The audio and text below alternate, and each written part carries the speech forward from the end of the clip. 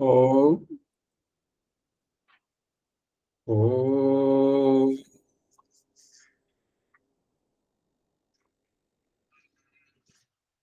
వేదాహమేతం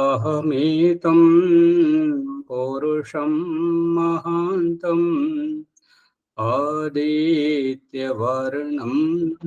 తమసా పరస్తాత్ త్వమేవ విదిత్వా అతిమృత్యుమితి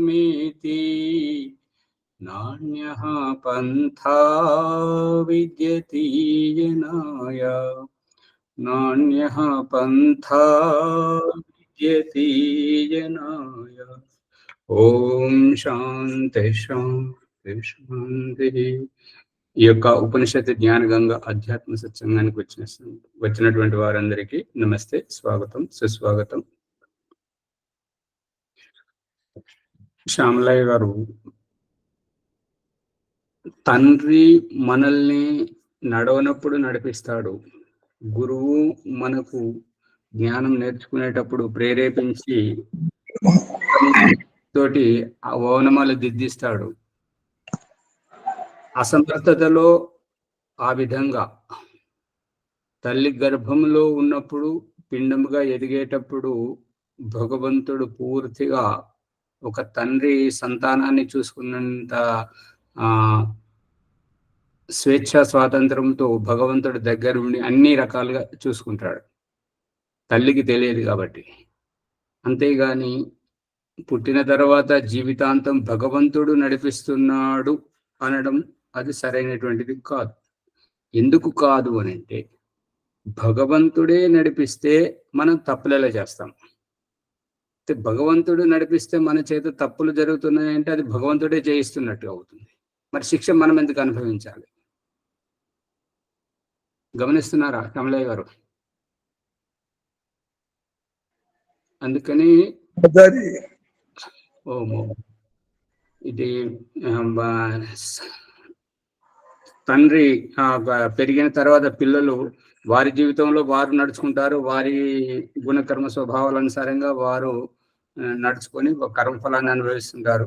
గురువు దగ్గర అందరికీ గురువు ఒకే రకంగా పాఠం చెప్తాడు. గ్రహించేవారు గ్రహిస్తారు, గ్రహించని వారు గ్రహించలేరు. గ్రహించిన వారే గొప్ప వాళ్ళు అవుతుంటారు, గ్రహించని వారు అలాగే అనగారిపోయి ఉంటారు. అంత మాత్రమే. అంతేగాని దేవుడు జీవుడిని నడిపిస్తున్నాడు అనేటువంటి అభిప్రాయం సరైనటువంటిది కాదు. ఇంకేమైనా సందేహాలు ఉంటే అడగండి. లేని పక్షంలో ఆచార్యజీ, ఈ ప్రాణము మానవ దేహంలోకి ఎలా వస్తుంది ఆచార్యజీ? మా ముని గారు చెప్పండి. పుష్పమ్మ గారు చెప్తారా?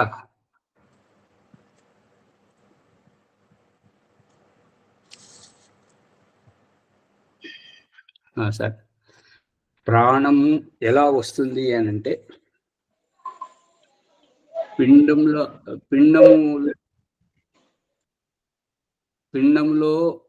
పిండ రూపంలో తల్లి గర్భంలో ఎదుగుతున్నప్పుడు తల్లి యొక్క శ్వాస క్రియలతోటే ఆ యొక్క ప్రాణమును ప్రసాదిస్తున్నాడు. ఎలాగంటే, ఆ గర్భం లోపల జరిగేటువంటి రహస్యాన్ని ఈ చెట్ల మీద, ఇప్పుడు గర్భంలో తల్లి శరీరానికి పిండం యొక్క బొడ్డుకు పేగుబంధం ఏ రకంగా ముడిపడి ఉండి ఆ వ్యవహారం నడుస్తుందో, అదే చెట్ల మీద కాయలను తొడిమెలతోటి వేలాడదీస్తూ చూపిస్తున్నాడు. ఈ రహస్యాన్ని అక్కడ ఇక్కడ రెండింటిని చూసి ఈ యొక్క బిల్డర్లు, భవనాలు, పెద్ద పెద్ద భవంతులు కట్టేటువంటి వాళ్ళందరూ ఈ యొక్క ఈ లారీ తోటి తీసుకొచ్చి కాంక్రీటు, ఇసుక అవన్నీ కలుపుకొని తీసుకొచ్చి చెత్త పోయడానికి పైపులతో ఎక్కిస్తుంటారు కదా. ఇప్పుడు మనం వేసినటువంటి ఆ గులకరాయి కానీ ఇసుక రాయి కానీ ఎంత పైకి వేసినా కింద పడుతుంది, కానీ ఆ పైపు ద్వారా పైకి పోతున్నది దేని కారణంగా? నరేష్ గారు చెప్పండి. గాలి గాలి. నరేష్ గారు చెప్పండి. ఆచార్యజీ, గ్రావిటేషన్. ఇప్పుడు ఇప్పుడు ఎప్పుడైనా చెట్టు పోసేటప్పుడు చూసారా అంతస్తులు? స్లాబ్ పోసేటప్పుడు చూసారా? చూశాను ఆచార్య. లారీ ద్వారా తీసుకొచ్చి పైపులో ఫిట్ చేసి పైపులతో ఎక్కిస్తుంటారు కదా లారీలో ఉన్నటువంటి మాలనంతా. అక్కడ మెషిన్ వర్క్ చేస్తుంది కదా ఆచార్య. మిషన్ వర్క్ చేసుడు మామూలుగా స్లాబ్ వేసేటప్పుడు స్వామి. కాంక్రీట్ నుంచి ముందు ప్రశ్న వినండి, ప్రశ్నను జాగ్రత్తగా వినండి. నీళ్లను ఇట్లా చేతితో చిమ్మినా లేదంటే ఇసుకను ఇట్లా చిమ్మినా చిన్న చిన్న గులకరాలను ఇలా పైకేసినా ఎంత పైకేసినా కిందికి వస్తే ఉంటాయి. కానీ ఆ పైపులో కింద నుంచి పైకి పోతుంటాయి. ఎంత అంతస్తులోకి అంటే అంతెత్తు అంతస్తులోకి వెళ్తుంటాయి. నీళ్లు, ఇసుక, కాంక్రీటు, సిమెంటు అన్ని పైకి పోతుంటాయి. కారణం ఏంటి? రెడ్డప్ప గారు చెప్పండి. మైక్ గ్యాస్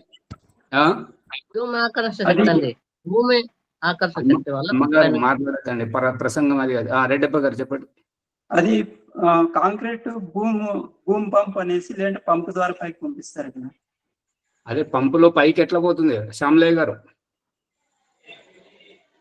పంపు ద్వారా గాలి ప్రెషర్ వలన పైకి పోతుంది. ఇంకోరు చెప్తారు రాజమండ్రి గ్యాస్ వల్ల పైకి పోతుంది. గాలి గ్యాస్, గాలి గ్యాస్.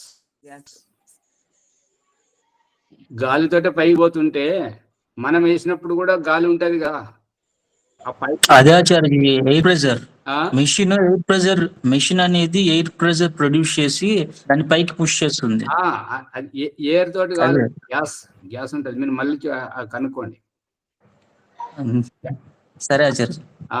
ఈ ఎయిర్ అనే దాంట్లో బరువును లేపేటువంటి శక్తి ఉండదు, గ్యాస్ లేపుతుంటది. ఇప్పుడు మీరు చెప్పేటువంటి ఉదాహరణతోటి ఏంటంటే, ఇప్పుడు తల్లి తీసుకునేటువంటి శ్వాసతోటి ఆ ఉదరంలోకి వెళ్ళినప్పుడు ఆమె శరీరం నుంచి పిండం, ఈ యొక్క ఎదిగే పిండం యొక్క బొడ్డు తాడు, ఆ పేగు ద్వారా ఆమె శరీరం నుంచి అణువు ఒలుసుకొని ఈ యొక్క సామాగ్రి అంతా, పిండానికి కావలసినటువంటి సామాగ్రి, రక్త మాంసాలు అనేటువంటివి మొత్తం తరళ పదార్థంగా వస్తున్నాయి. వాటిని ఒత్తిడి చేసేటువంటిది తల్లి తీసుకునేటువంటి శ్వాస. మీరు అడిగిన ఇదే కదా. పిండంలో ఆ ప్రాణం తల్లి శ్వాస ద్వారా ప్రవేశిస్తుంది.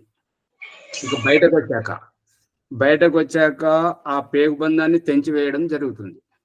ఇక అప్పుడు భగవంతుడు ఋగ్వేదంలో చెప్పాడు అనమాట. ఋగ్వేదము 10వ మండలము 125వ సూక్తము ఈ 8వ మంత్రం మొదటి చరణంలో, అహమేవ వాయు ఇవ ప్రవామి ఆరభమానా.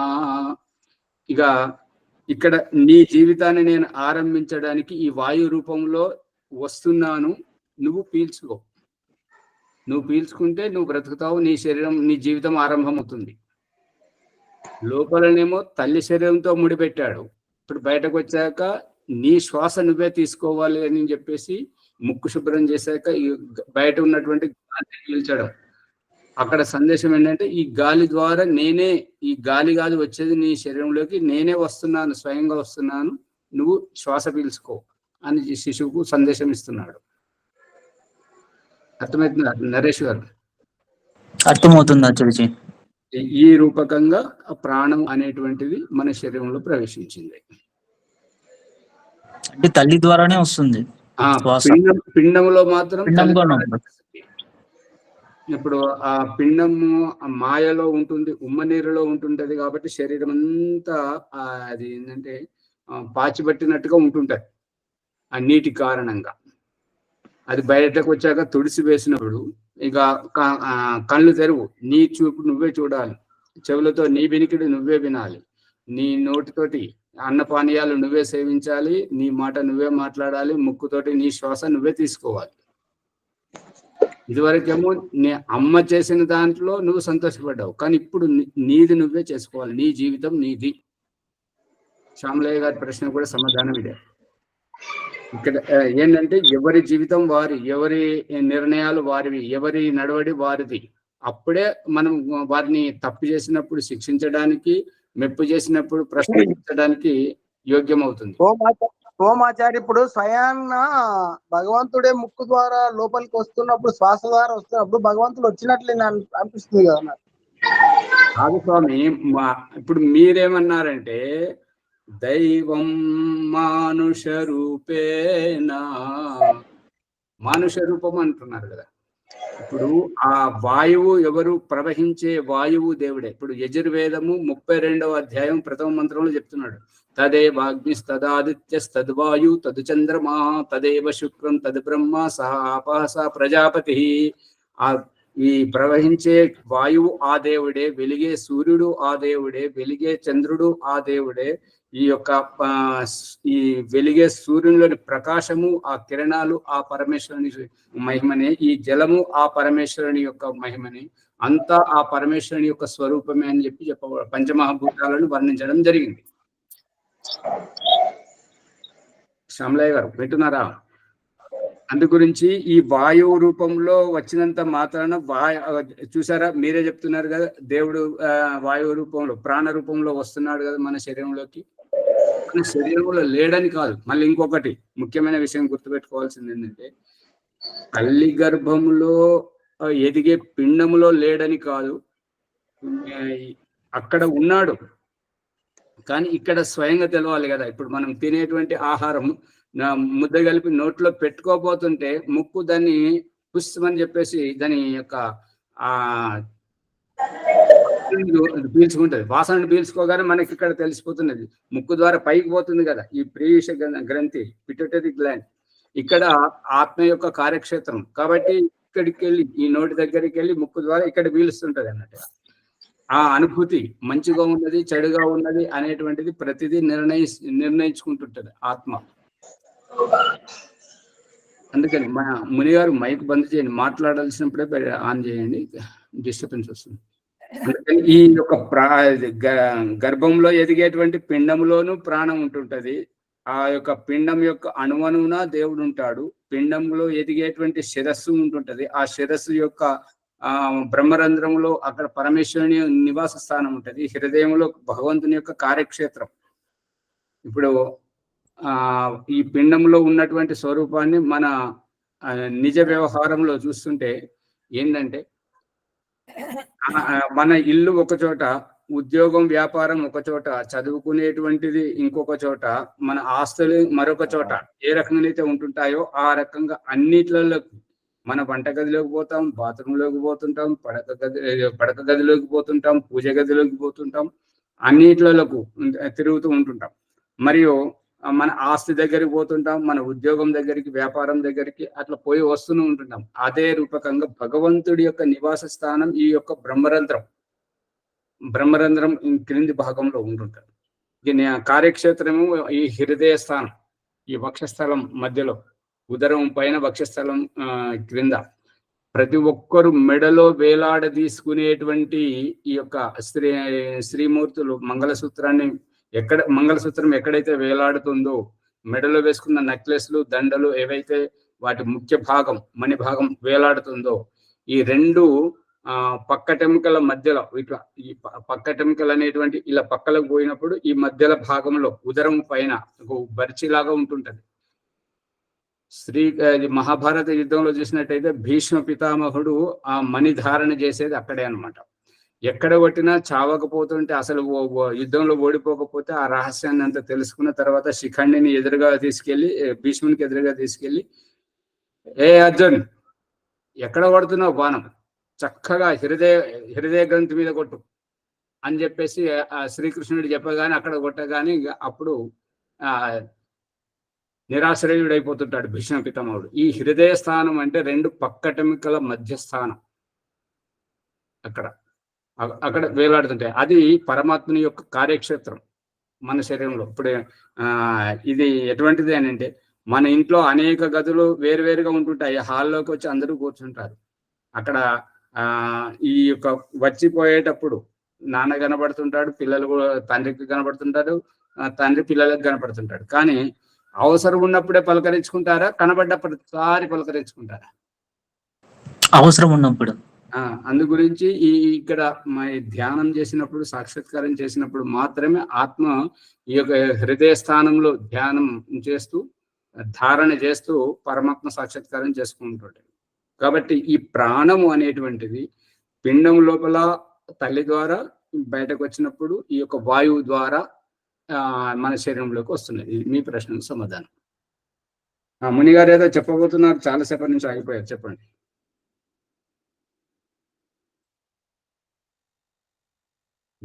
సరే, మన ప్రసంగంలోకి వెళ్దాం. ఆచార్యజీ ఇంకో ప్రశ్న ఉంది, అడగొచ్చా? చెప్పండి. ఈ ప్రాణానికి మనస్సుకి గల సంబంధం ఏమిటి? ప్రాణానికి మనసుకు గల సంబంధం ఏంటంటే, ప్రాణం అనేది అన్నంతో తయారవుతుంది. అన్నం యొక్క గుణధర్మంతో మనస్సు ఏర్పడుతుంది. మీరు వ్యావహారికంగా చూడండి, ఎటువంటి ఒకరోజు బాగా మిర్చి మసాలా తోటి ఉన్నటువంటి భోజనం చేయండి, బిర్యానీ అటువంటిది చేయండి. మరుసటి రోజు రాత్రి కలలు రావడం, రెండవ రోజు నుంచి మలేషియా పొట్టలు అంతా దేవినట్టు కావడం, విసర్జన అయిపోయే వరకు మళ్ళీ వేరే వేరే ఆలోచనలు వస్తుంటాయి. ఇక మళ్ళీ ఒకసారి చెట్టు మీది పండ్లు, ఈ కెమికల్స్ తోటి మనం మార్కెట్లో తెస్తారు కదా, అవి కాకుండా చెట్టు మీద పండినటువంటి పండ్లను, మళ్ళీ ఈ ఇంట్లో చేసినటువంటి పాయసం, ఆ రకంగా తిని చూడండి, సాత్విక భావం ఉంటుంటుంది. చూసారా ఇలా ఈ రకంగా ఎప్పుడైనా అనుభవం అయిందా? అనుభవం అయింది ఆచార్య. అదే కారణం, అంతే.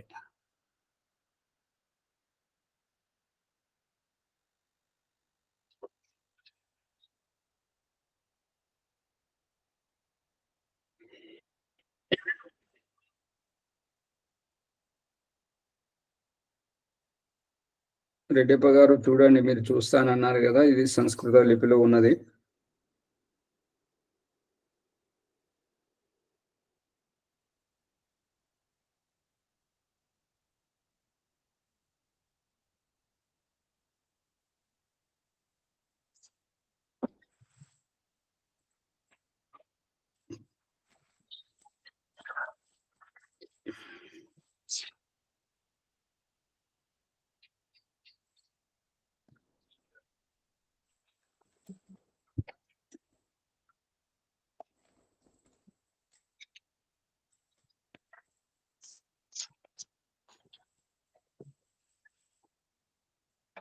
వచ్చింది చూడండి, ఇవాళ పేజ్.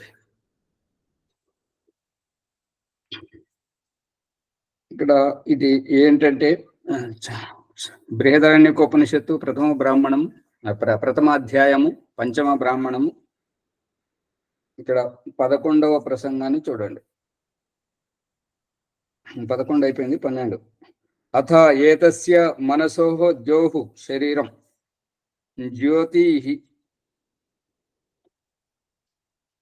అథ ఇక ఏతస్య మనసు, ఈ మనసు యొక్క ద్యోహు, ద్యోహు అంటే ఈ యొక్క ప్రకాశించేటువంటి సూర్యచంద్ర నక్షత్రాలు మనకు కనిపిస్తున్నాయి. ఇది భౌతికంగా. అభౌతికంగా మన దేహంలో ఈ మనస్సు అనేటువంటిది ఇంద్రియాలను ఆదేశిస్తూ ఈ శరీరం యొక్క వ్యాపారం చేస్తూ మనల్ని కకావికలం చేస్తుంటది అనమాట. అంటే చంచలము అని వాడుతుంటారు ఈ యొక్క మనస్సు గురించి. ఈ చంచలత అనేటువంటిది, మనస్సు జడము, మనస్సుకు కదలిక రాదు, మనస్సుకు అసలు నడవడం రాదు. మనసు ద్వారా నడిచేటువంటిది, చంచలంగా ఉండేటువంటిది ఆత్మభావం. ఇంద్రియాలకు వెళ్ళడం రాదు, విషయాలను పట్టుకోవడం రాదు. ఈ ఇంద్రియాల ద్వారా, ఈ మనస్సుతోటి ఇంద్రియాలకు, ఇంద్రియాల ద్వారా విషయం వరకు ఆత్మనే వెళుతుంటది. అందు గురించి ఇది చాలా గుర్తుంచుకోవాల్సింది ఏంటంటే, మనకు తల ఉన్నట్టుగా ఎప్పుడు తెలుస్తుంటది? తలనొప్పి వచ్చినప్పుడు మాత్రమే తెలుస్తుంటది, తల పట్టుకొని. పొట్ట గురించి ఎప్పుడు తెలుస్తుంటది అంటే, పొట్ట ఆకలేస్తున్నప్పుడు, కడుపు నొస్తున్నప్పుడు. ముక్కు గురించి ఎప్పుడు తెలుస్తుంటది అంటే, శ్వాస గురించి ప్రాణాయామం చేస్తున్నప్పుడు, లేదంటే ముక్కు దిబ్బడ పట్టుకున్నప్పుడు. అర్థమవుతుందా? మన శరీరాన్ని మనం మర్చిపోతుంటాం, వేరే ధ్యాసలో ఉంటుంటాం. అందు గురించి ఆ రూపకంగా మనం ఏ విషయంలోనైతే ఉంటుంటామో ఆ ఇంద్రియం ద్వారా ఆత్మనే స్వయంగా అక్కడికి వెళుతుంది. అర్థమవుతుందా లక్ష్మణ్ గారు? నేను ఎవరిని అనేటువంటిది చెప్పేటప్పుడు ఏ రకంగా అంటే మనం ఇంద్రియాల దగ్గరికి వెళ్తున్నప్పుడు ఇంద్రియాలతోటి విషయాన్ని రూపాన్ని పట్టుకోవాలన్నప్పుడు ఆ కన్ను ద్వారా ఆత్మనే వెళ్ళి రూపాన్ని పట్టుకుంటుంది. అది మంచిది చెడు అనేది చెప్తుంది.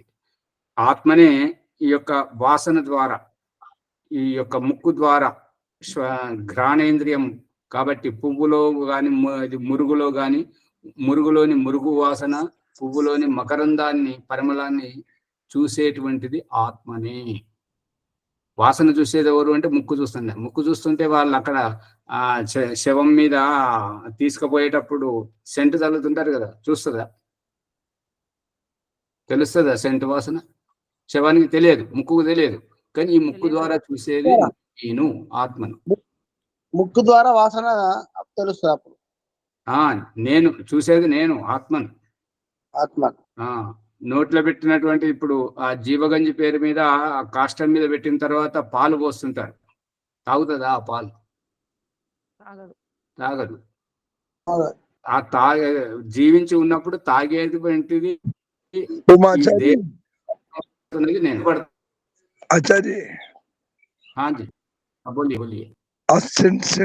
చూసే వచ్చిన అతిథులు మాత్రమే చూడదు. ఇప్పుడు అతిథుల కోసం దాని మీద సెంటు పోయలేదు కదా స్వామి. ఆ శవం యొక్క వాసన అతిథులకు రాకూడదని, మరియు శవం కంపు కొడకూడదని, అది కంపు వాసన రాకూడదని చెప్పేసి దాని మీద చల్లడం జరిగింది. అంటే శవంలో ఆత్మ లేదు కాబట్టి ఆడ వాసన గ్రహించదు అని అర్థం అక్కడ.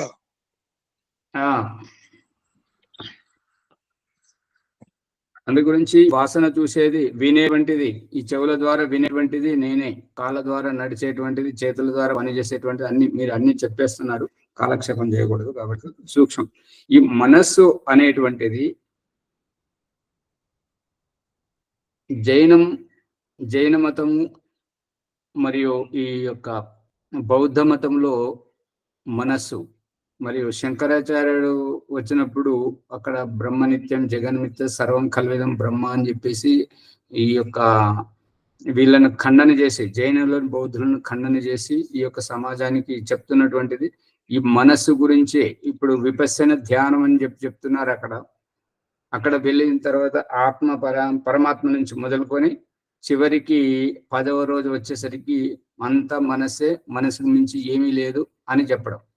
డాక్టర్ల దగ్గర డాక్టర్లు ఈ యొక్క ఆపరేషన్ ఇట్లా అంతా చేసి చూస్తే మస్తిష్కాన్ని పగలగొట్టి చూసినా మరియు హృదయాన్ని చీల్చి చూసినా ఎక్కడ కూడా ఆత్మ యొక్క ఆనవాళ్ళు లేవు. డాక్టర్ల భాషలో, సైంటిస్టుల భాషలో ఈ దేవుడు లేడు, అంతా మనస్సే అనేటువంటిది సారాంశం.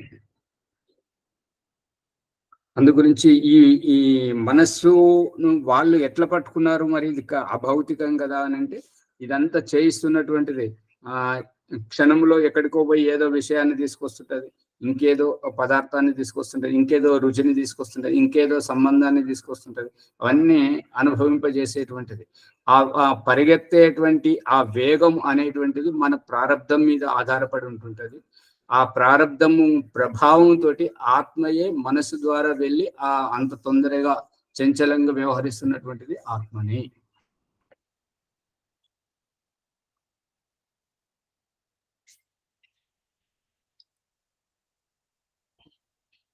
జోహు శరీరం, ఈ యొక్క మనసో జోహు. ఇక ఈ యొక్క మనసుకు జోహు రూపంలో అంతరిక్షంలో ఏ రకంగానైతే ఈ మినుగు అనుకుంటూ ఈ నక్షత్రాలు మరియు చంద్రుడు, సూర్యుడు ఎట్లయితే కనిపిస్తున్నారో మన దేహంలో మనసు అటువంటిది.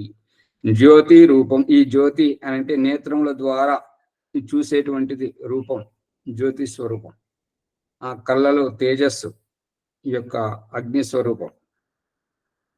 అసౌ ఆదిత్య. ఈ యొక్క కండ్లకు ఈ జ్యోతి కళ్ళు దేని ద్వారా చూస్తున్నాయి అంటే జ్యోతి స్వరూపం ద్వారా. ఆ జ్యోతి ఎక్కడికి వెళ్ళి వస్తుంది అంటే ఆదిత్య. ఈ బ్రహ్మాండంలోనైతే సూర్యుడు, సూర్యుని లోపల అదే నరేష్ గారు, రెడ్డప్ప గారు, చిల్లుగారెలు అంటే ఏంటి? చిల్లు ఉన్న గారెలు. అదే చిల్లు నేనే స్వయంగా చెప్తున్నా. చిల్లు గారెలు అంటే ఏంటంటే చిల్లు ఉన్న గారెలు అంటే లేదు, నేను చిల్లు చేసి చూపిస్తాను, చిల్లు పెట్టి చూపిస్తాను అన్నట్టుగా ఉన్నది. అంటే ఆ చిల్లుగా ఎక్కడికి వెళ్ళి వచ్చింది అని అంటే, మన పూర్వ ఋషులు వాళ్ళు తపస్సు చేసి ఈ రహస్యాన్ని కనుగొన్న తర్వాత జన సామాన్యులు గుర్తుపట్టాలని చెప్పేసి ఆ సూర్యుని లోపల ఉన్నటువంటి బ్లాక్ హోల్, ఆ బ్లాక్ హోల్ ను గుర్తించడానికి ఈ వడ తయారు చేసి దానికి బెజ్జం పెట్టి దానికి చిల్లుగారని మనకు తినబెడుతున్నారు. అదే మరి చంద్రుడికి లేదు కాబట్టి ఈ ఇడ్లీ, ఆవిరి కుడుములు, దీని ఏంటంటే చంద్రుని యొక్క స్వరూపం. ఆ యొక్క ఈ చిల్లుగారె అనేటువంటిది సూర్యుని యొక్క ప్రతిబింబం.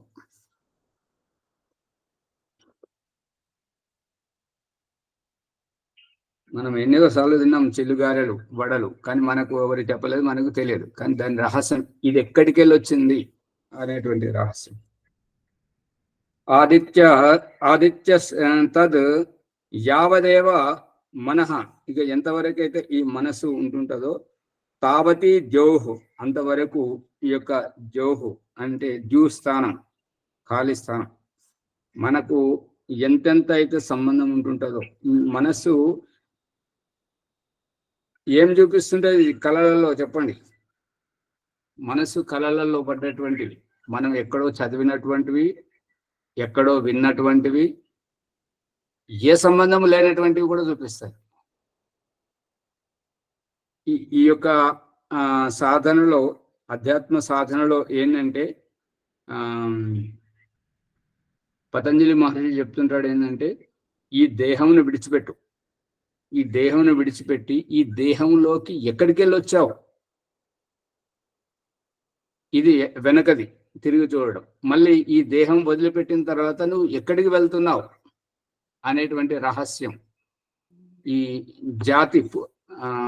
జాతి అని అంటే పూర్వజాతి, అంటే ఏ జన్మలోంచి వచ్చావు అనేటువంటిది మొత్తం నిరంతరంగా ఎన్నెన్ని జన్మల నుంచి అయితే మనం వచ్చామో, మళ్ళీ ఎన్నెన్ని జన్మల వరకు మనం వెళ్ళగలుగుతుంటామో, అవన్నీ సమాధిలో ఉన్నప్పుడు ఈ యొక్క దేహాతీతమైనటువంటి అవస్థలో ఆత్మ వెళ్ళి చూడడం. ఇక ఇంకొకటి, మనతో పాటు ఉన్నటువంటి పశువులు కానీ, పక్షులు కానీ, మనుషులు కానీ, శత్రువులు, మిత్రులు కానీ, మన దేహం నుంచి మన ఆత్మను తీసుకెళ్లి వారి దేహంలో ఉండి వారి దేహంలో జరుగుతున్నటువంటి వారి మనసులో ఉన్నటువంటి భావాన్ని కనుగొనడం. పరకాయ ప్రవేశం శంకరాచార్యుడు చేసింది కదా ఆ విధంగా.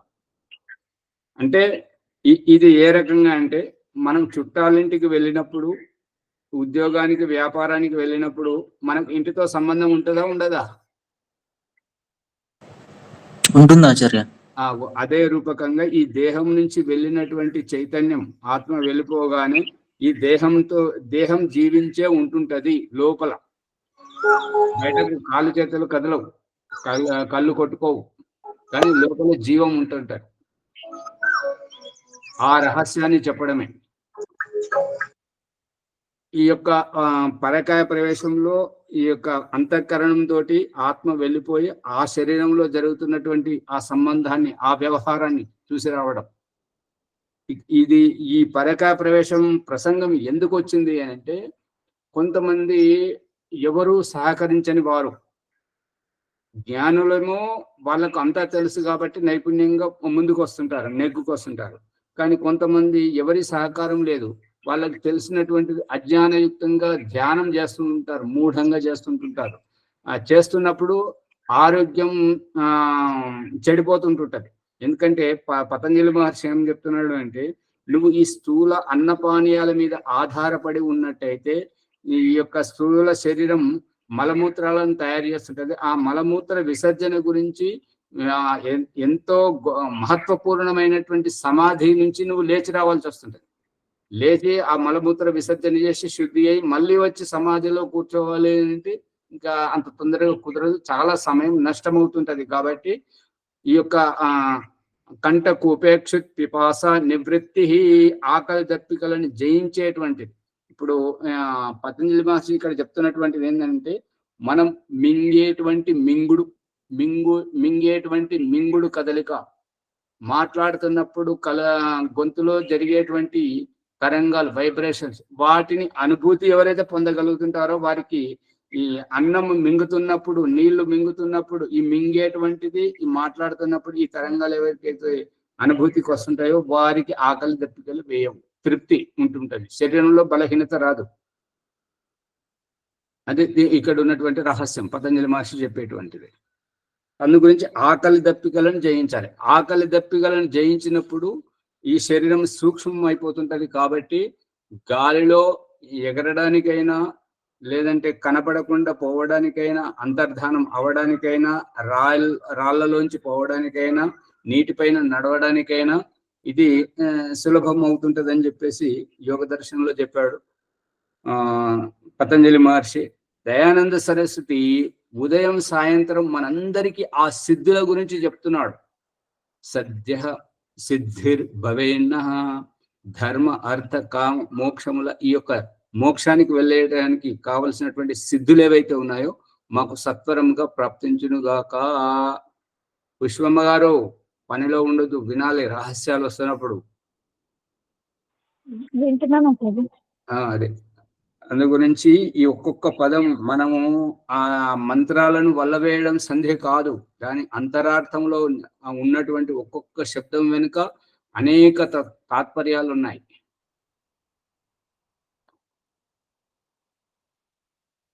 సువత్సలమ్మ గారు పట్టుకుంటున్నారా? వింటున్నాను.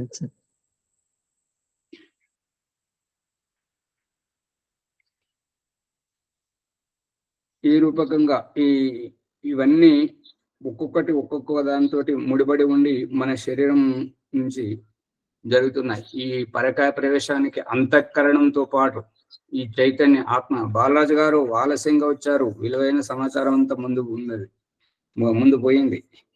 మళ్ళీ తర్వాత రికార్డింగ్ వినండి. ఇక తావాన్ అసౌ ఆదిత్య, ఈ ఎంతవరకైతే ఈ ఆదిత్యుడు వెలుగుతూ ఉన్నాడో, తౌ మిథునం సమేతాం, ఆ రూపకంగా ఇప్పుడు మనం వాహనంలో కూర్చుని ఏ రకంగా అయితే ప్రయాణిస్తూ ఉంటుంటామో సూర్యుడు పయనిస్తున్నట్టుగా మనకు కనిపిస్తుంది. సూర్యుడు జడ వస్తువు, సూర్యుడు పృథివీ యొక్క వికారము. కాబట్టి ప్రళయంలో నశిస్తుంటుంటది. సూర్యుడు ఉండడు, చంద్రుడు ఉండడు, భూమి గోళాలు ఏవి ఉండవు. కానీ ఆ సూర్యుని లోపల పరమాత్మ ఉండి ఇప్పుడు మనకు బల్బులో వెనుక నుండి ఎక్కడ తయారైతుందో విద్యుత్, అక్కడ నుంచి తీగల ద్వారా వచ్చి మన ఇంట్లో బల్బును వెలిగిస్తుంది, ఫ్యాన్ను తిప్పుతుంది. అర్థమవుతుందా నరేష్ గారు? ఆ బల్బుని ఎట్లయితే వెలిగిస్తుందో ఆ రూపకంగా సూర్యుడి లోపల ఉన్నటువంటి పరమేశ్వరుడు సూర్యుని ప్రకాశింపజేస్తున్నాడు. సూర్యుని లోపల భగవంతుడు ఉన్నాడు. కాబట్టి ఇదే రహస్యాన్ని వేదమంత్రంలో చెప్పాడు భగవంతుడు. ఆ వేదమంత్రంలో చెప్పిన దాన్ని దయానంద సరస్వతి సంధ్యోపాసన సాకుతోటి, సంధ్యోపాసన సాకు అంటే చేయాల్సింది ఒకటి, చేయిస్తున్నది ఇంకొకటి. అంటే అది వాస్తవికమైనటువంటి ఉద్దేశం ఏంటంటే మనం అక్కడికి వెళ్ళాలనేది గుర్తించడం.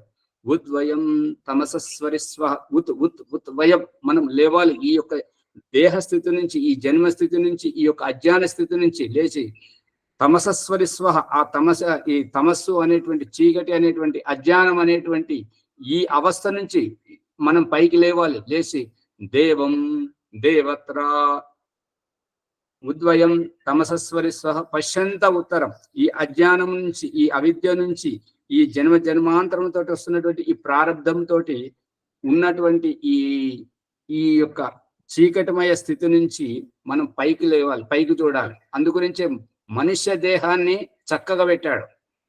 మనుష్య దేహం నిలబడి నడుస్తుంటది, నిలబడ్డట్టుగా కూర్చుంటుంటది. అదే పశు శరీరం పడుకొని నడిపిస్తున్నాడు కాళ్ళతోటి. అది వెనుక కాళ్ళ మీద కూర్చుంటాయి, ముందుకు వంగుతుంటాయి. బాలరాజు గారు గమనిస్తున్నారా? పక్షులను కూడా వెనుకకు కూర్చుండబెట్టి ముందుకు వంగ చేస్తున్నాడు. కానీ మనుష్యుడు ఒక్కడు మాత్రమే నిటారుగా కూర్చుంటాడు, నిటారుగా నడుస్తాడు. వెన్నెముక నిటారుగా ఉండేది ఒక మనిషికి మాత్రమే ఆచార్య. వెన్నెముక అని కాదమ్మ గారు, మనం దేహం యొక్క సంరచననే అటువంటిది. మనము నడవలేక మన దౌర్బల్యంతోటి వంగిపోవడం చేయడం అది మనది. కానీ భగవంతుడి సృష్టి ఏదైతే చేశాడో అది అందరికీ ఒకే రకంగా ఉంటుంటది. మరి కొంతమంది వంగుతున్నారు, మిగతా వారు వంగట్లేదేంటి వృద్ధాప్యంలో? అంటే వారు వారి శరీరాన్ని సవరించుకోలేదు.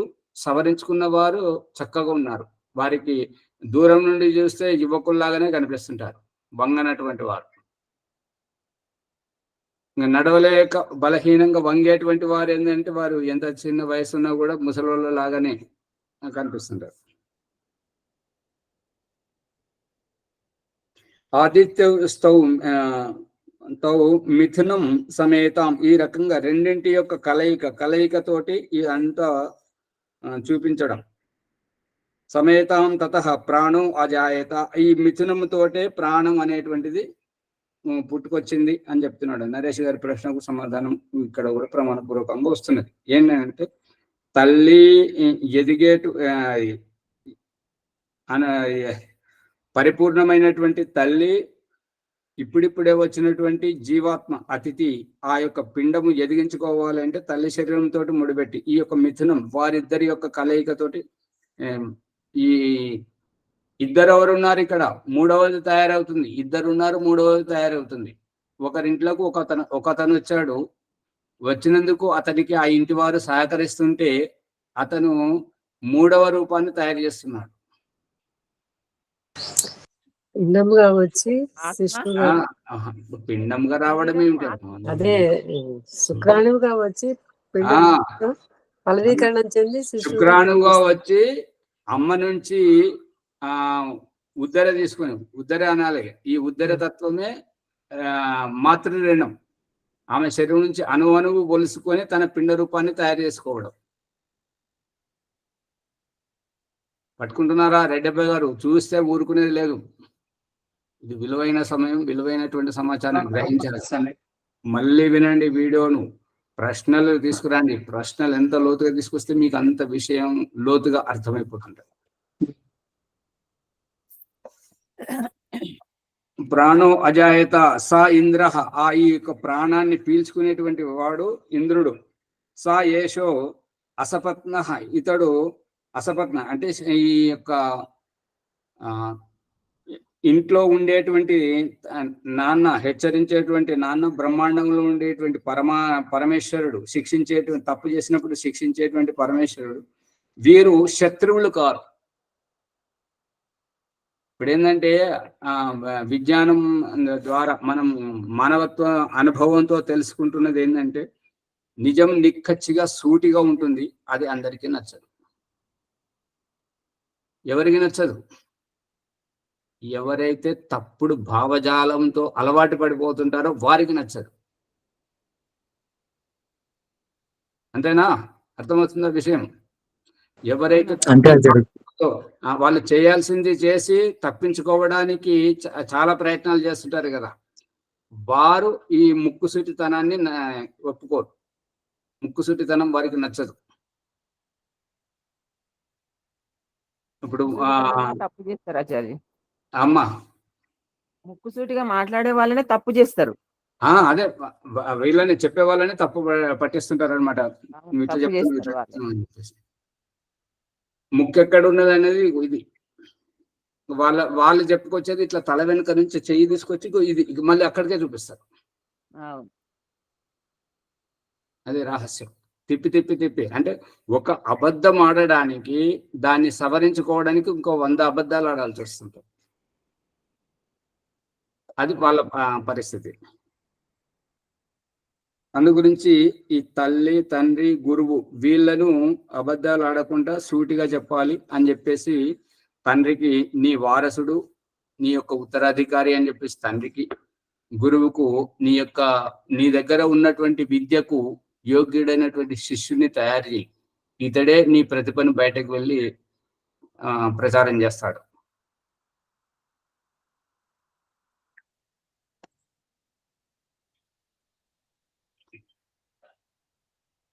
అందుకే ఈ ఈ యొక్క శిష్యుని ద్వారానే గురువు మారిపోయాడు. విరజానందుడికి కళ్ళు లేవు, అయిన సత్యం తాను పట్టుకున్నటువంటి సత్యం మీద తన శిష్యులను ఎప్పటికి కూడా ఎటువంటి పరిస్థితి వచ్చినా కూడా సత్యాన్ని విడిచిపెట్టొద్దు, ఉన్నది ఉన్నట్టుగా చెప్పాలి. మన వైపు తప్పు ఉంటే ఒప్పుకోవాలి, స్వీకరించాలి.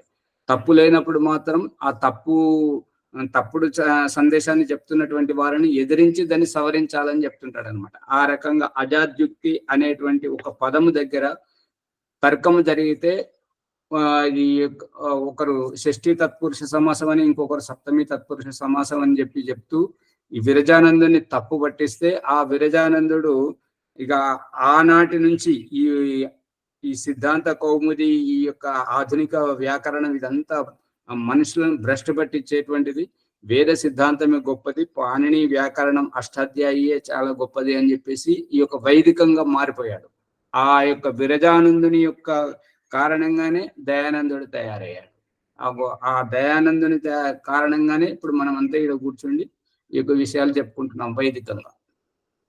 అందు గురించి ఒక్క శబ్దంతో ఆయన మారిపోయాడు. దయానందుడు మారిపోయిందేమో ఒక చిట్టెలుకతోటి, విరజానందుడు మారిపోయిందేమో ఒక శబ్దంతో. ఇది రహస్యం.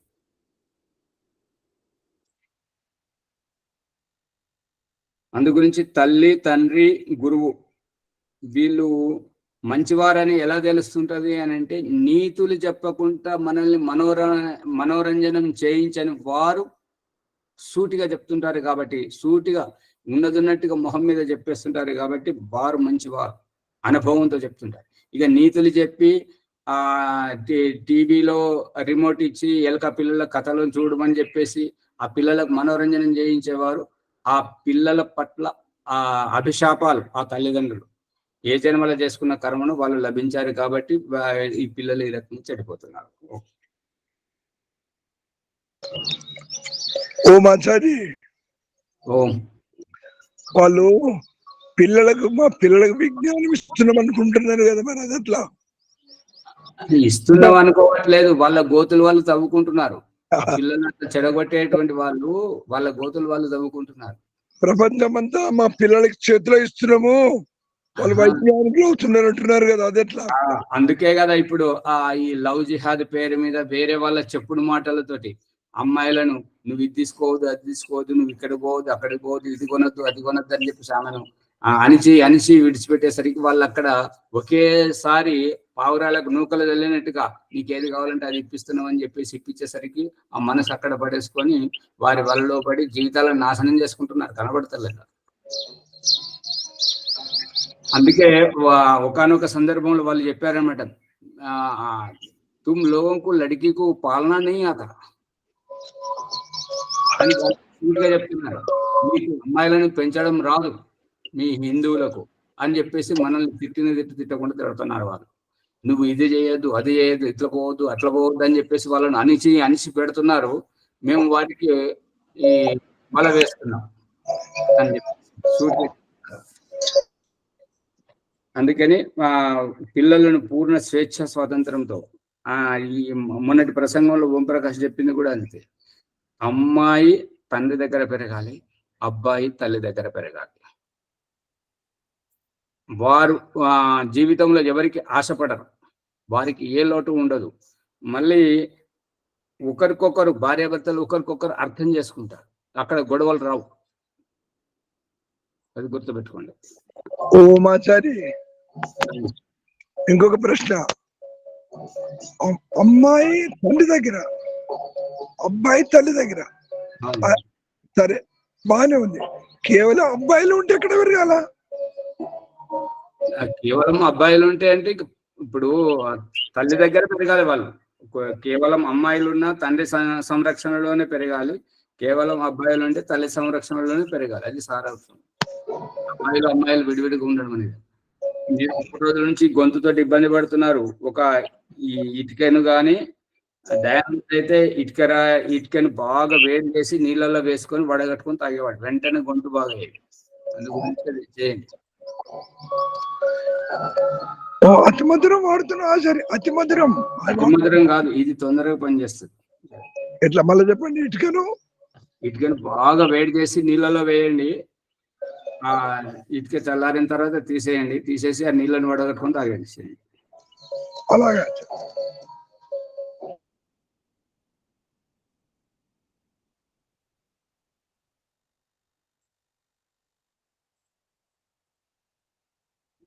సపత్లో ఆచార్యజీ మీరు చెప్తున్నది ఇటుకరాయా? ఆ ఇటుకరాయి పనిచేస్తుంది ఆచార్యజీ? చాలా, అది మట్టి కదా. అవునా ఆచార్య? పృథ్వీ యొక్క వికారం, మన శరీరం కూడా ఆ పృథ్వీ యొక్క వికారమే కదా. అందు గురించి అవునా సవరిస్తుంది. ఆచార్య? అవును. ఓ మాచారి అవును. ఇటుకని వేడి చేయండి, పొయ్యి లేవు కదా మరి. పొయ్యి లేకపోతే కట్టెలు పెట్టి మంట పెట్టి ఆ మంట మీద పెట్టండి. ఇప్పుడు అవసరం అనేది అన్నప్పుడు ఏమైనా చేయొచ్చు కదా. ఇంకా సపత్ను భవతి యా ఏవం వేద, ఈ రహస్యాన్ని ఇలా తెలుసుకోండి. 13వది చూడండి. అథ ఏతస్య ప్రాణస్య ఆపః శరీరం జ్యోతి రూపం అసౌ చంద్రస్తావద్ తావానేవ ప్రాణస్ తావత్య ఆపః తావాన్ అసౌ చంద్రస్తా ఏతే సర్వ ఏవ సమాః సర్వే అనంతాః సాయో సావోహ ఏతాన్ అంతవతః ఉపాస్తే అంతవంతం సా లోకం జయతి అథ యోహ ఏతాన్ అనంతాన్ ఉపాస్తే అనంతం సా లోకం జయతి. ఇక ఈ ప్రాణం గురించే చెప్పుకుంటున్నాం కదా నిన్నటి ప్రసంగంలో, మధ్యలో అదే వచ్చింది. ఈ అన్నంతో వచ్చినటువంటి ఊర్జ మనము ఇట్లా శ్వాస తీసుకుంటూ వదులుతున్నప్పుడు ఈ నాభి క్రింది ప్రదేశంలో కదలికను గమనించారా? ఎవరైనా పడుకున్నప్పుడు చూడండి, వెలకిల పడుకున్నప్పుడు మొత్తం ఈ పొత్తి కడుపు కదులుతుంటుంటాయి. ఆ కదలిక మనకు చాలా విలువైనటువంటిది, జీవితమే మార్చేస్తుంటది అన్నట్టుగా. ఆ కదలిక మీద ధ్యాస పెట్టాలి. ఈ ఉడ్డియాన బంధం, జాలంధర బంధం, ఈ దీనికి కారణం ఆ కదలిక మీద దృష్టి పెట్టడం గురించే. అంతేగాని వాటి వల్ల మనకి ఏ ప్రయోజనం లేదు. ఆ కదలిక మన ధ్యాసలో ఉండాలి, దృష్టిలో ఉండాలి. అందు గురించి ఈ ఉద్గీత ప్రాణాయామం అనేటువంటిది మనం చేస్తూ ఉన్నప్పుడు ఆ కదలిక, ఈ హఠయోగంలో కపాలభాతి ప్రాణాయామం, కపాలభాతి ప్రాణాయామం చేస్తున్నప్పుడు ఈ యొక్క నాభి ప్రదేశమే కదులుతూ ఉంటుంటాయి. ఈ నాభి ప్రదేశం కంటే మనకు ఈ యోగ సాధనలో కావలసినటువంటిది ఈ ప్రోస్టేట్ గ్రంథి, ఈ యొక్క వీర్యకోశం, అక్కడ ప్రభావం కావాలి. అక్కడ ఉండేటువంటి ఎనర్జీ, ఊర్జ శక్తి అనేటువంటిది, వీర్యం కనబడే రూపమేమో మన శరీరానికి వంట పట్టిపోతుంటది. దాన్ని బ్రహ్మచర్యం అంటుంటారు. ఇక దాంట్లో ఉండేటువంటివి వాష్పరూపం అంటే పువ్వు, వికసించిన పువ్వులోంచి వెలువడేటువంటి పరిమళానికి రూపం లేదు, కానీ వాసన వస్తుంటుంది.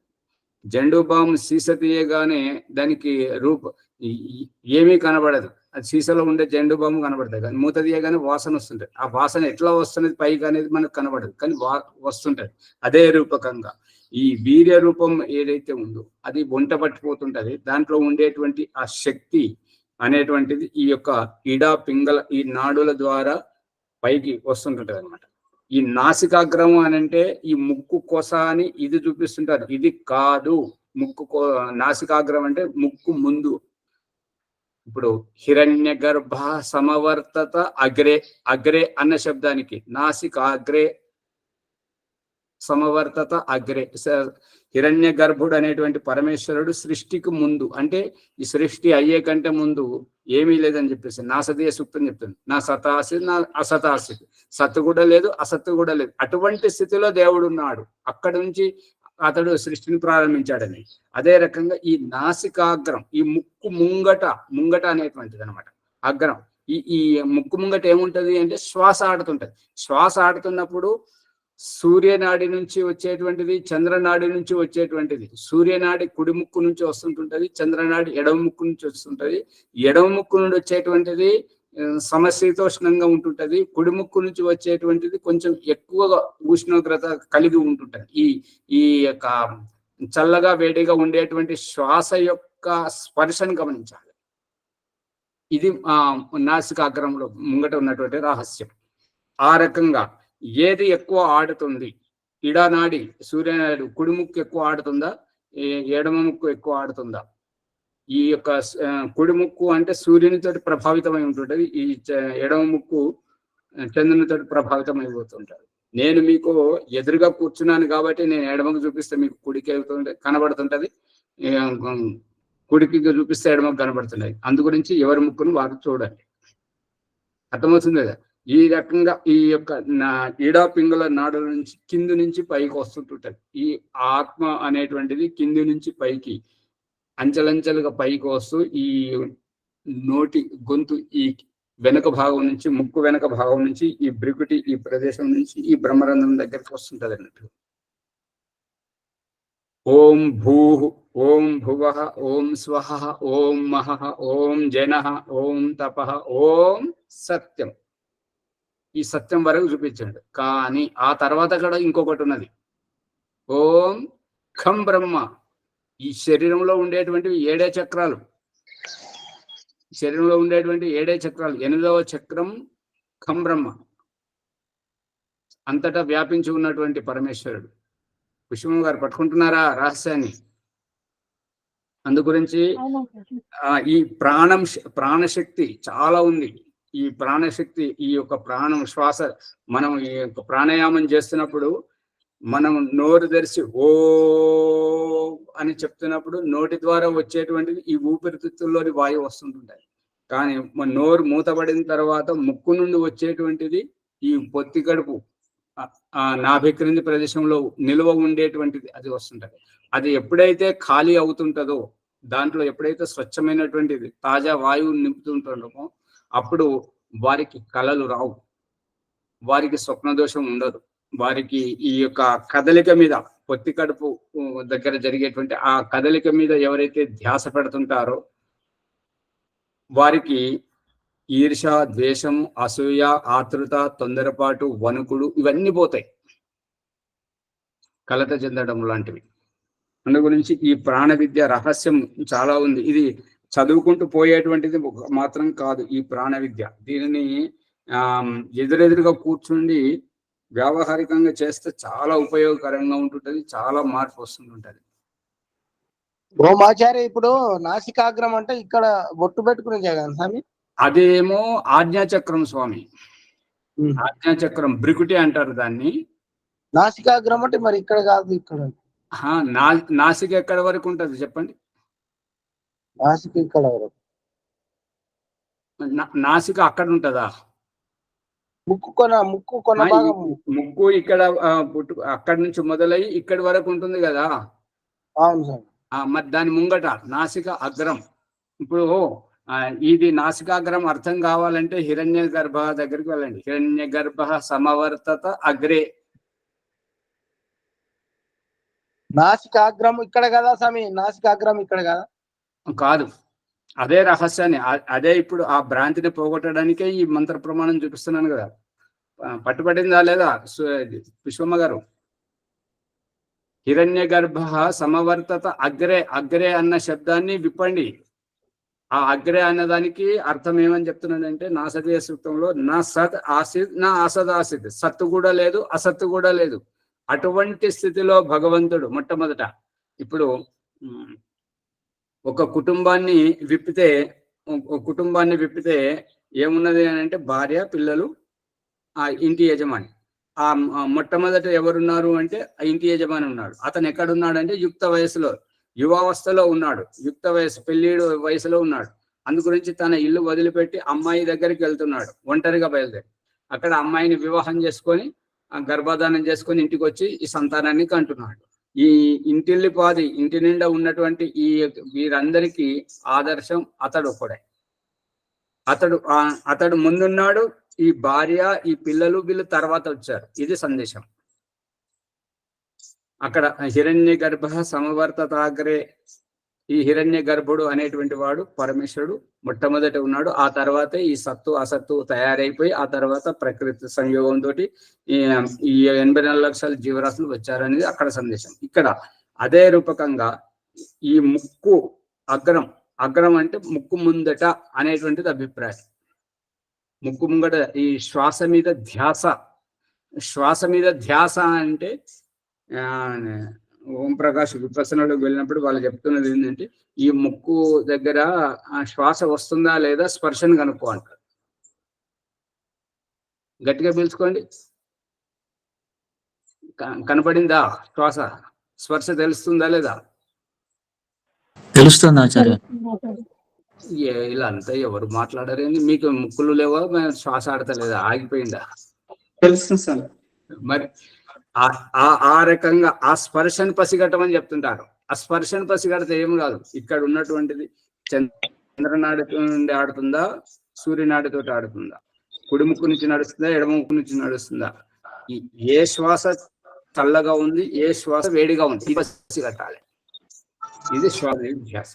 అందు గురించి మనం శ్యామలయ్య గారు అందరు గుర్తుపెట్టుకోండి, ఇక్కడ మనము ధ్యాస పెడితే, ఇక్కడ మనం ధారణ చేసే ముక్కులోకి పోయేటువంటి శ్వాస యొక్క చల్లగా వేడిగా అనేది ఎలా తెలుస్తుంది? రాజమణమ్మ గారు మాట్లాడారేంటి? బాలాజీ గారు మీకు శ్వాస ఆడుతుందా? తెలీదు ఆచార్య. అందుకని ముందుకు రావాలి, మాత్రమే తెలుస్తుంది. అందుకని ముక్కు ముంగట. అర్థమవుతుందా అమ్మగారు? మనం తినేటువంటి అన్నం ముద్ద నోటి దగ్గరికి రాగానే ఆడేటువంటి శ్వాస, అన్నం ఎటువంటిది అనేటువంటిది దాని వాసన తీసుకెళ్తుంటది. ముక్కు వాసన అది ఎక్కడికి వెళ్ళి తీసుకెళ్తుంది? ముంగటికి వెళ్ళి తీసుకెళ్తుందా లేదంటే ఇక్కడికి వెళ్ళి తీసుకెళ్తుందా? మొదటి నుంచి ముందుకు రావాల్సిందే. అందు గురించి సమయం చాలా పరిగెత్తుకుపోతుంది, మన ప్రసంగం ముందుకు పోతుంది. అందు గురించి ఈ యొక్క నాసికాగ్రం అంటే ముక్కు ముంగట అనేటువంటిది సందేశం. అందరూ జాగ్రత్తగా వినండి, వీడియోని వినండి, కామెంట్ల రూపంలో పెట్టండి. అమ్మగారు చెప్పండి, శ్రీ పుష్పమ్మ గారు. ప్రసంగాన్ని ముగిస్తున్నాను. ధన్యవాదాలు. ఈ వీడియోని లైక్ చేసి షేర్ చేయండి, సబ్స్క్రైబ్ చేసుకోండి. ఈరోజు వైదిక సంఘ విజయలక్ష్మమ్మ గారు వారు జయించారు, ఇంకోరు కనివ్వండి. సండే నేను జయించాలండి. మీరు కొద్దిగా విశ్రాంతి తీసుకోండి, తొందరపడకండి, ఎక్కడికి వేరే వాళ్ళకి ఇవ్వండి అమ్మా. రాజమణమ్మ గారు చేస్తారా?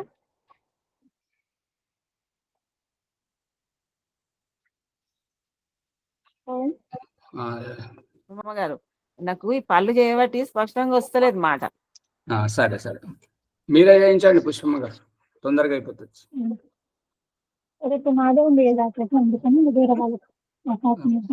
లక్ష్మణ్ గారికి చెప్పండి, లక్ష్మణ్ గారు ఉన్నారు కదా.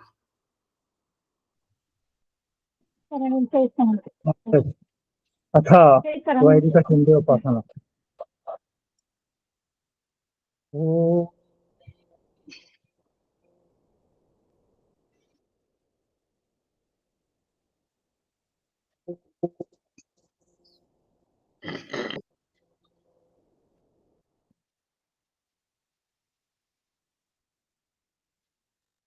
ఓం అమృతోపస్తరణమసి స్వాహా. ఓం అమృతాపిధానమసి స్వాహా. ఓం సత్యం యశః శ్రీర్మయి శ్రీః శ్వేతాం స్వాహా. ఓం షన్నో దేవీరభీష్టయా ఆపో భవంతు పీతయే శయ్యోరభిస్రవంతు నః. ఓం వాక్ వాక్. ఓం ప్రాణః ప్రాణః. ఓం చక్షుశ్చక్షుః. ఓం శ్రోత్రం శ్రోత్రం. ఓం నాభిః.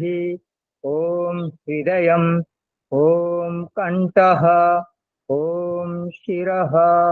ఓం బాహుభ్యాం యశోబలం.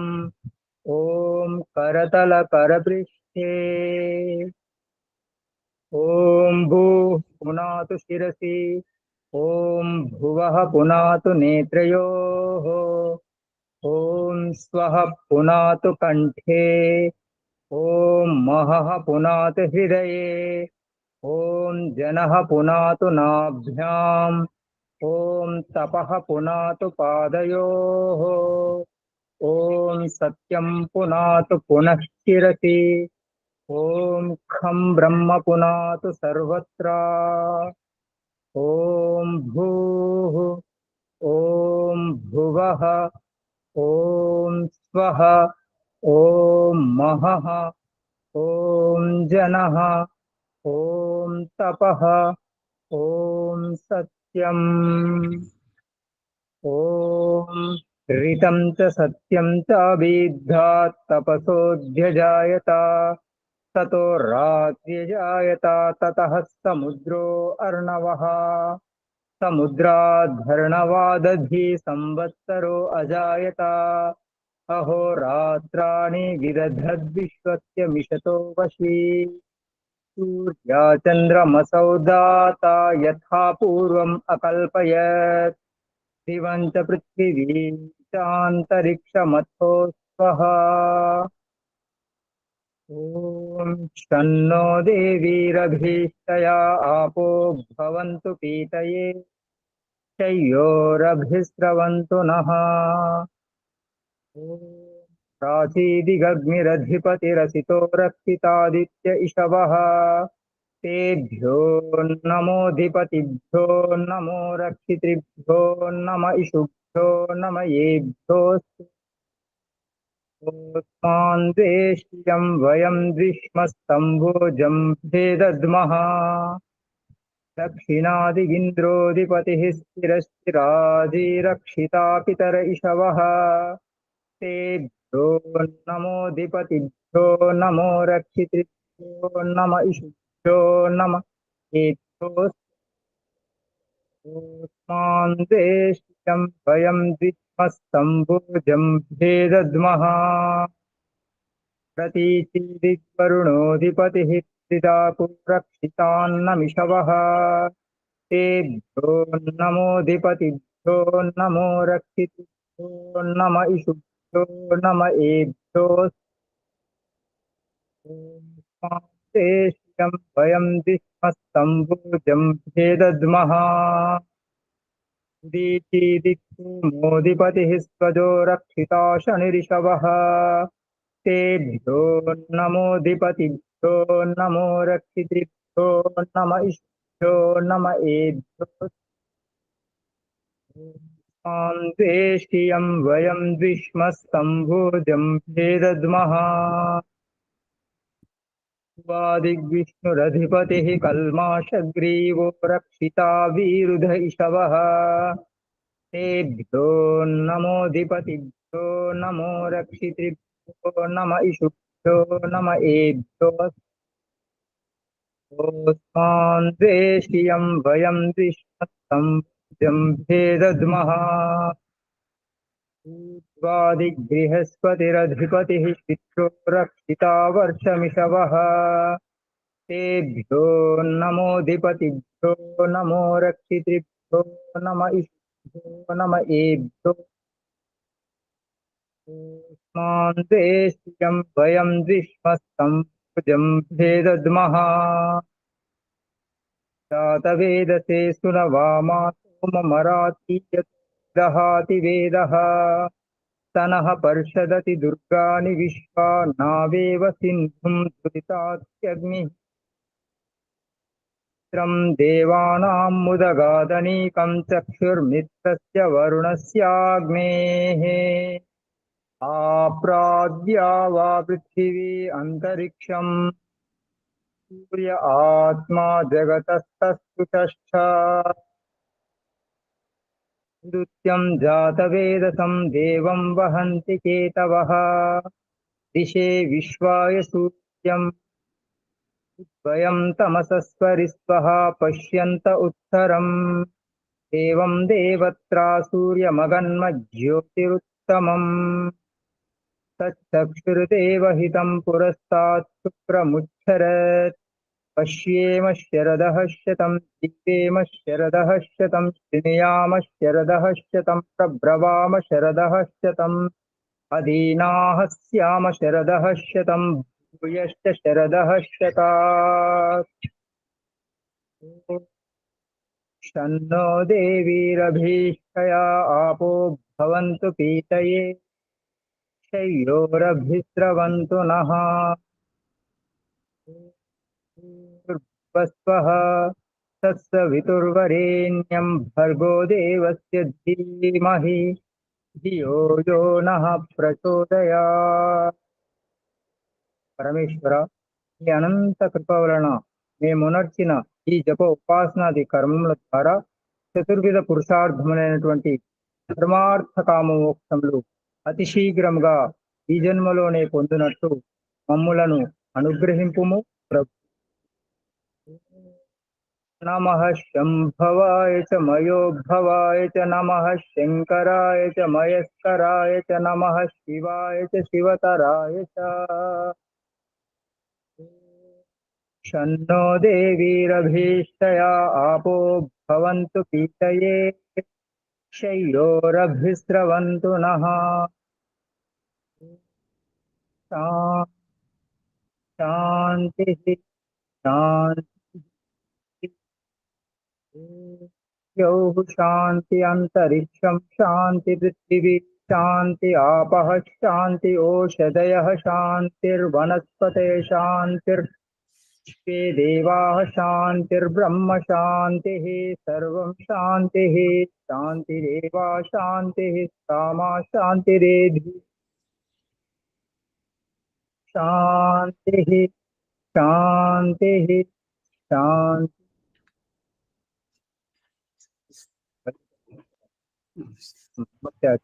లక్ష్మణ్ గారు నమస్తే ఆచార్య. సర్వేభ్యో నమః. లక్ష్మణ్ గారు మరియు భాగ్యలక్ష్మమ్మ గారు, మేము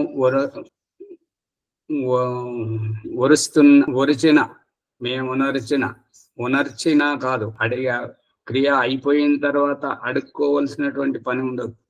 ఒరుస్తున్నా, మేము చేస్తున్న, మా ద్వారా జరపబడుతున్న ఈ యొక్క జప ఉపాసనాది కర్మల ద్వారా ఇవన్నీ నడుస్తుండగానే మాకు సిద్ధి లభించాలి.